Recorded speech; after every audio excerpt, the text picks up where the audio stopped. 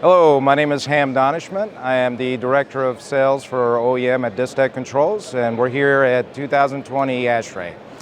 What I'd like to talk about today, that Distech Controls is strong within the OEM business, and what we like to really emphasize on that our OEM business is about the whole process, the whole life cycle of a manufacturing. So we're really focused around helping our OEM customers around optimizing their design from beginning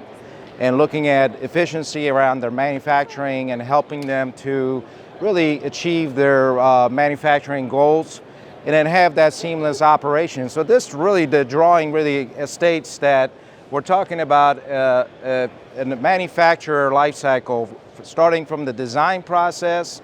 utilizing possibly Distech Controls professional services with their application development and challenges, assisting them on the factory line with end-of-line testing and providing them with support from our manufacturing, and then continuing with our solutions around user interface, user experience, cloud services.